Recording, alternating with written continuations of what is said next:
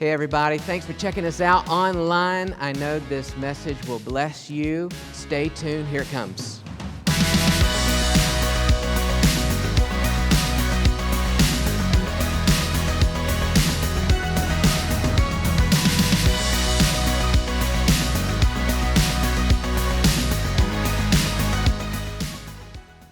So good morning. So before I begin, let me introduce myself before I get too far into this. I'm not Pastor JP. Sorry for some of you that are like, oh man. I'm Pastor Jonathan. I'm the operations and worship pastor at Northside. And it's an honor to get to share with you today. So thank you, Pastor, for this opportunity. Thanks. So while I was preparing for this morning, I was looking for something good, right? Something that would knock your socks off, right? Because typically when you got Professor Reverend Dr. J.P. Vick wielding the microphone, there's some big shoes to fill when you're up here. So being both the business and finance guy at the church, which I am, and the worship guy, my first thought was, so he doesn't have to talk about money, right? That's fun. I'm the only person in this building that would know exactly who to make eye contact with in this room, and that could get fun, right? But we're not going to do that today. We didn't go there. Second thought, talk about worship. That would make sense for me to talk about. Living a lifestyle of worship and being an active participant in these type of settings and not just a spectator. That was not a concert that just happened, so you know that was for you to get involved in. There's a lot more of you out there than there are people up here. These are just the people that have the giftings, talent, and courage enough to do it through a sound system so you don't have to hear the person that can't sing standing beside you. The worship starts out there. So please be an active participant in our worship services. Please tithe. That's not what I'm talking about today, okay? I was looking for something that would impress you, right? Something that would impress Pastor, impress my family, impress myself, impress God with my grand words of wisdom that he's given me. But I landed in Matthew 14. That's where we're gonna go in just a second. And if you take nothing else away from my talk today, I want you to get this. Great faith, the measure of your faith is not determined by how impressive the thing you do is. Great faith is not measured by how impressive the thing you do is. Faith is determined by how long you can sustain it without ever seeing a result. Amen.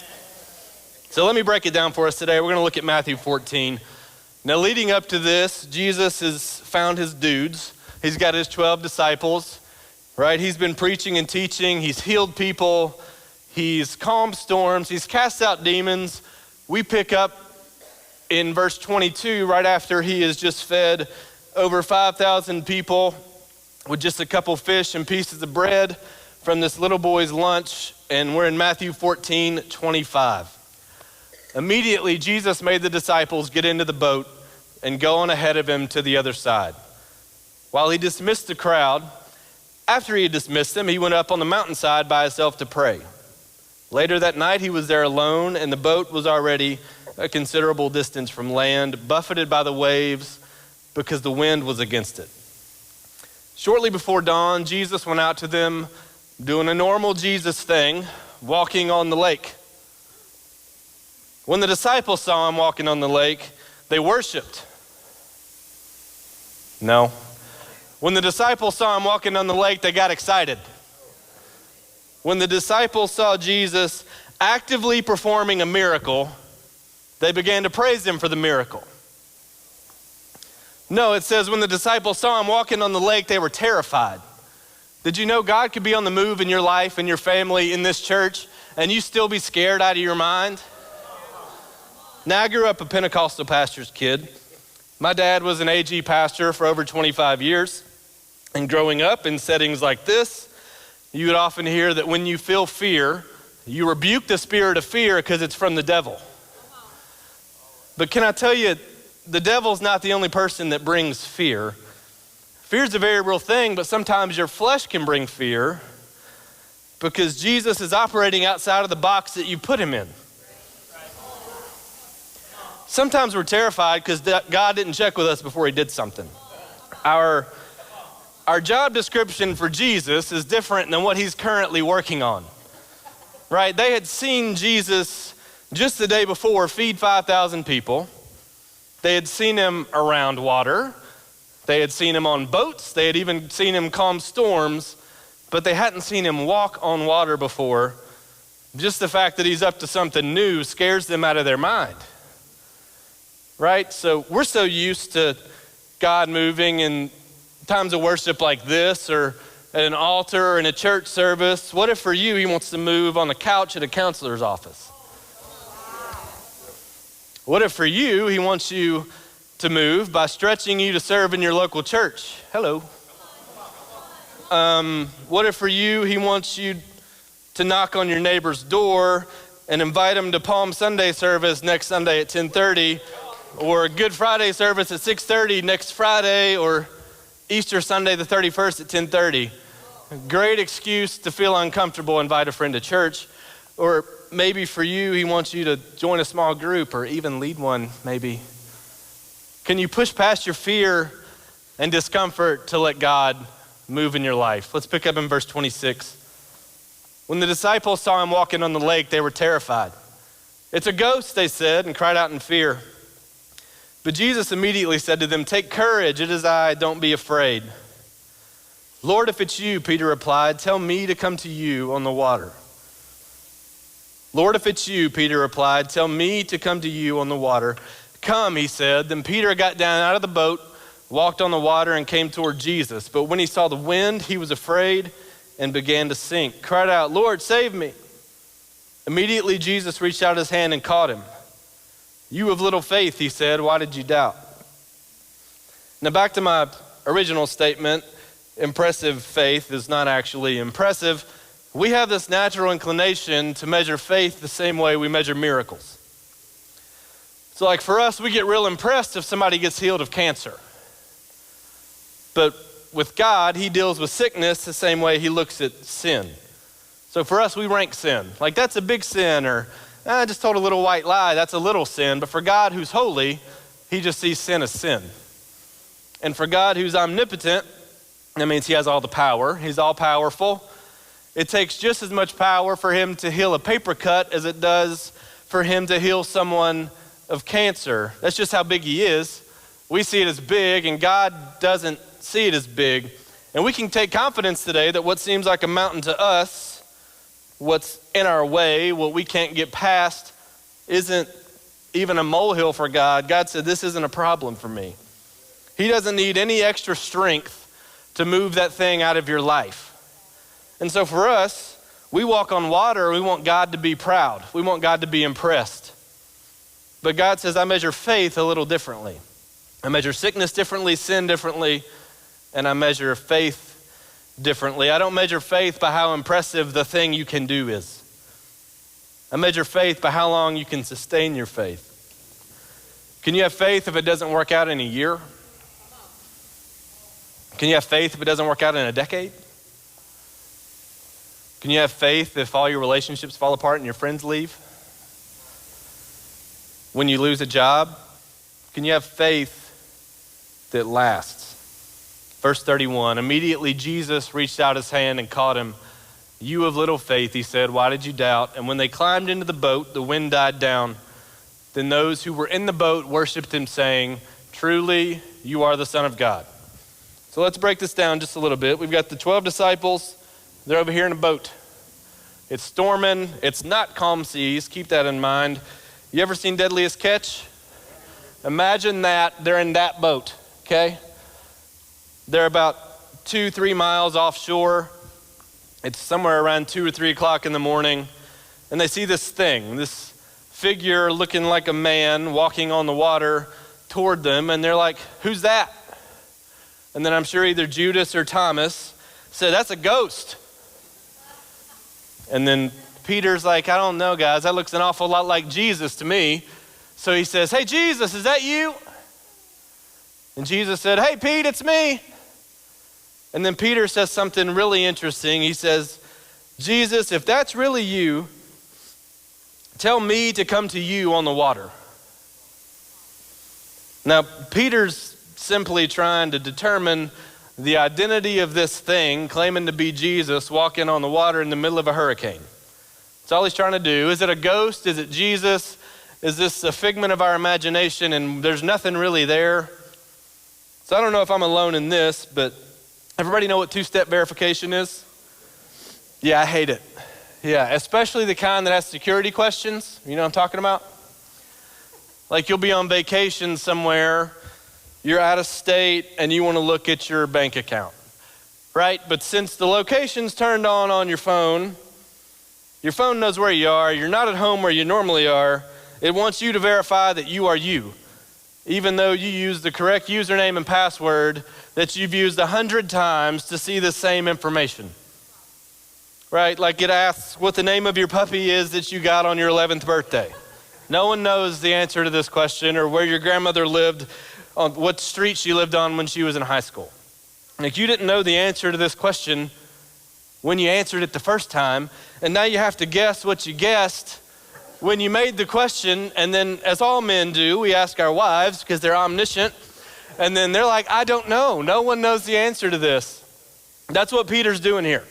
This is a security question for Jesus, and any security question would have done. If I was Peter, I would have probably asked, hey, Jesus, what'd you feed 5,000 people for lunch yesterday? Like that one would have worked fine. But Peter understands Jesus' identity so much that he knows that if that's really Jesus, he's going to pull me out of my comfort zone. Like if for him to prove who he is, he's not going to let me spectate this miracle. He wants me to participate in this miracle with him. If I know if that's really Jesus, he's not going to hoard all this power for himself, but he's going to release and empower me to do the very thing he's doing right now. Peter's been walking with Jesus long enough to pick the right security question. Now, we all have security questions for Jesus in this room, whether you know it or not. Ours might sound more like, Jesus, is that you? Yeah, it's me. Well, can you bless me? Jesus, is that you? Yeah, it's me. Can you give me a new job? Jesus, is that you? Yeah, it's me. Well, if that's you, can you make them break up with me so I don't have to break up with them? Right, these, amen, okay, yeah. But listen, here's what Peter says. If it's really you, you don't have to prove who you are. I'm going to prove something to you. If it's actually you, I'm the one that has to prove I'm a disciple. I'm the one that has to get out of my comfort zone. You're not the one that has to jump through hoops. I am. If it's actually you, I got to get out of my false sense of security, which is this boat, because you're not here. You're over there. If it's really you, I guess I'm about to have to do something that's going to make me uncomfortable. And get this, if it's you, I'm going to have to abandon a boat that 11 other people are perfectly content to stay in. Anybody can get out of a boat that's broken. Peter gets out of a perfectly fine working boat. That would be like God asking you to quit your job, but your direct deposit works perfectly fine. The question shouldn't be, is it broken? The question should be, have I outgrown this? The question isn't, is it broken? Is God calling me out of it is a better question. Then if God's calling me out of it, I can't listen to the 11 other people in the boat. Like, this thing's fine, it's working great. There's nothing wrong with this boat. For most of us, we wait till the boat's almost sinking to get out of the boat. We wait till our family's falling apart before we get help. We wait till there's $0 in our bank account to start budgeting. There was no leak in his boat. The sails work fine, but we wait till the boat's shipwrecked. Jesus will give you a way out before the boat falls apart, but he's not going to pull you out. Peter stepped out himself and walked toward Jesus. Jesus did not come grab him out of the boat, but one way or another, you'll get out of the boat. It'll either crash and shipwreck, or you'll step out and walk to Jesus. And then get this, now Peter He decides he's going to get out of the boat. He decides this is Jesus. And he starts walking on water. I've never done that. Neither have you. He's feeling really good about himself. Like, have you been there? Everything's working according to plan. It's like the supernatural momentum of God is freely available to you. Everything you touch is turning to gold. You're making good decisions. You're operating in faith. You're obeying God. God's calling you out. You take one step, put one foot in front of the other, and all of a sudden, boom, something happens. You hit failure. You find yourself sinking to the bottom of a lake. It's like the favor and grace just runs out. You find failure. See, faith can't truly be faith until you've hit failure. You see, this moment, the moment of sinking, will actually determine whether or not you have blind optimism or true faith. Jesus allowed Peter to sink, but he doesn't allow him to drown. God's fine letting you sink. With us, so often we want a guarantee. Like, if I start tithing, had to throw it in here, sorry. If I start tithing, can you guarantee that my finances will be blessed? Nope. Not in the Bible. Can't do that. I can guarantee that you will be blessed. It just may not look the way you think it's going to look. I can guarantee 1 Samuel 15:22 that obedience is always better than sacrifice. But it's not a guarantee that it will be the way you want it to be. Now, Peter walks all the way from the boat to Jesus. We know he makes it all the way to Jesus. We just don't know how far it is. It's far enough that they can't tell who he is, so we know it's a pretty good distance. And we know he makes it all the way there because it says Jesus was there to catch him immediately when he started to sink. Now, here's the mystery of the story, because the next verse says they climb back in the boat.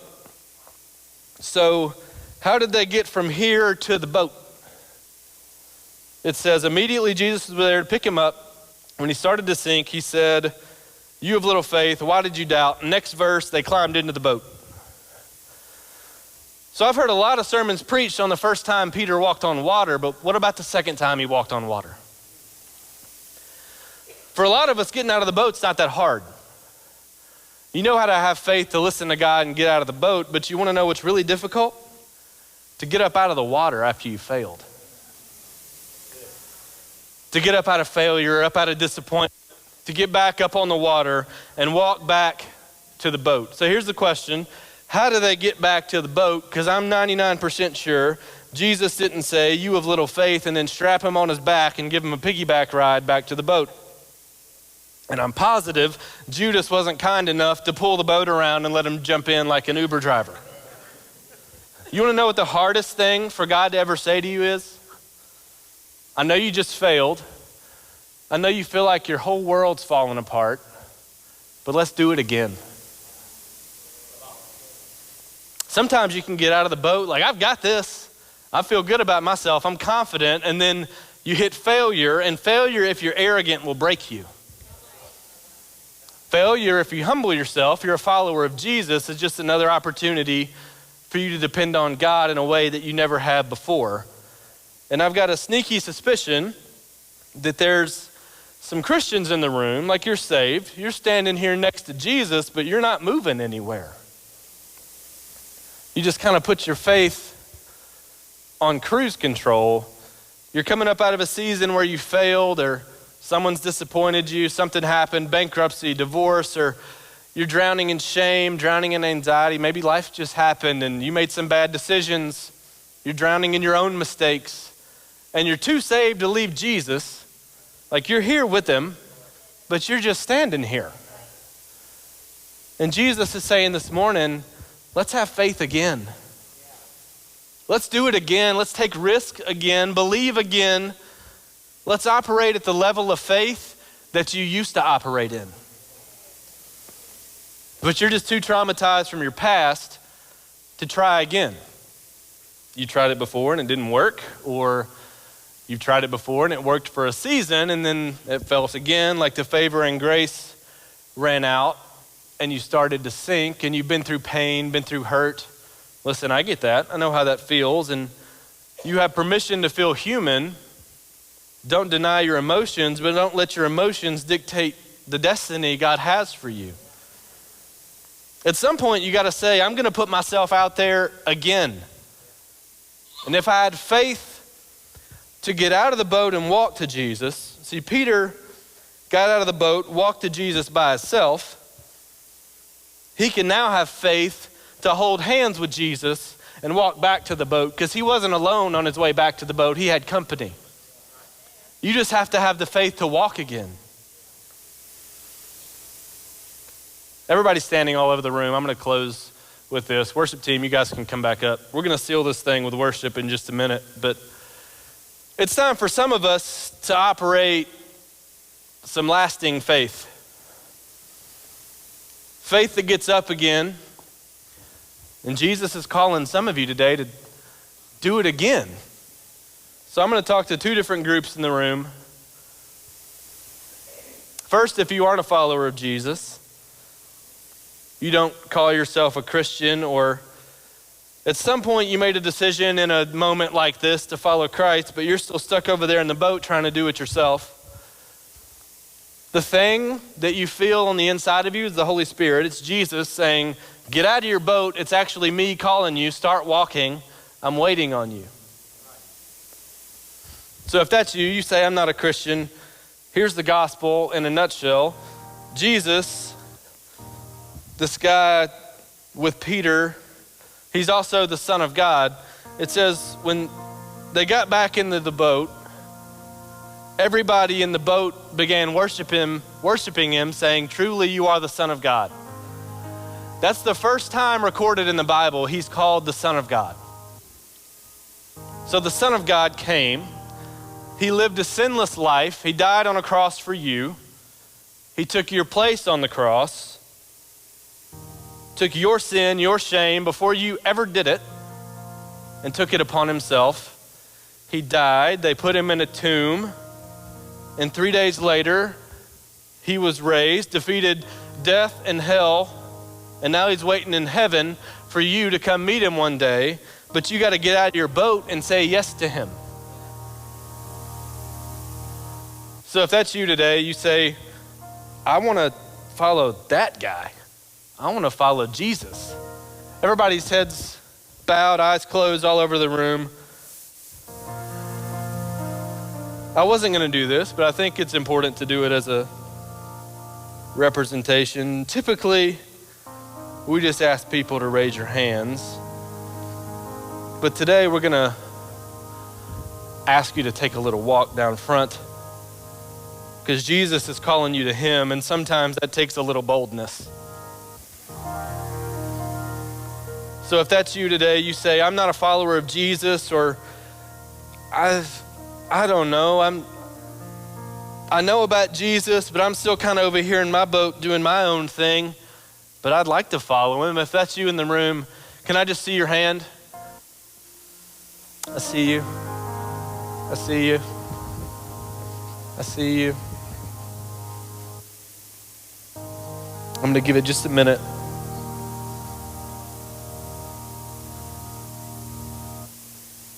This is the biggest decision you will ever make in your entire life, to decide to follow Jesus, but it's also the best one you will ever make.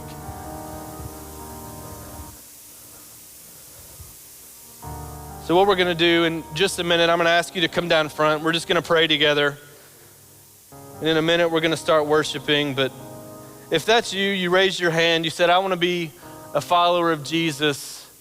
I'm going to ask you to have some boldness today, to exercise some faith. And if you would, just start making your way down front. I'm going to talk to our next group of people. But if you just meet me down at the front, I'd love to pray with you. We're not going to embarrass you, not going to do anything like that. We're just going to pray. Now, for the rest of us in the room, this is your have faith again moment. You can decide right now to start walking again.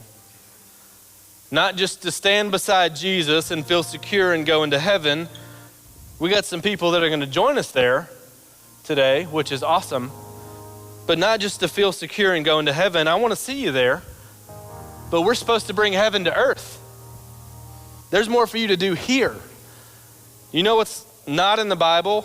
That no Christian in the Bible ever said, I've done my time.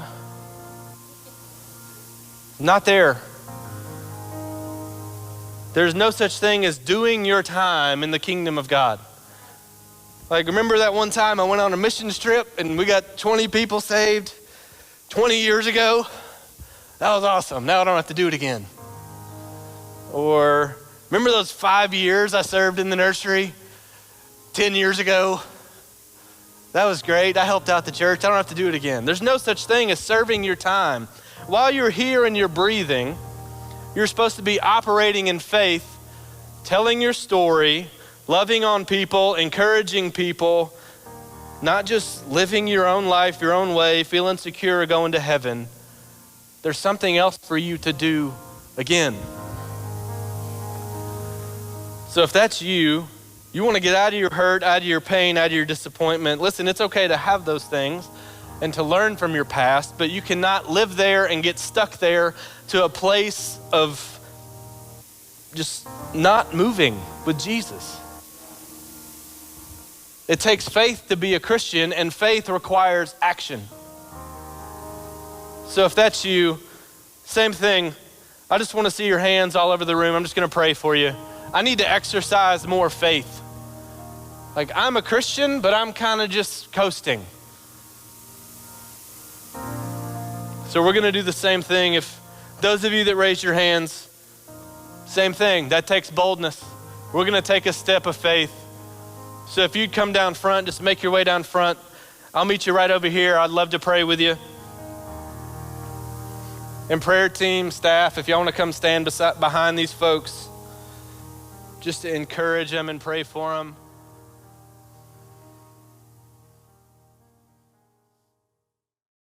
I hope that message was a blessing to you. We would love to connect with you. You can find out more about Northside at mynorthside.church. That's mynorthside.church. We'd love to resource you, pray with you, serve you in any way. God bless you. Check us out. We'll see you next time.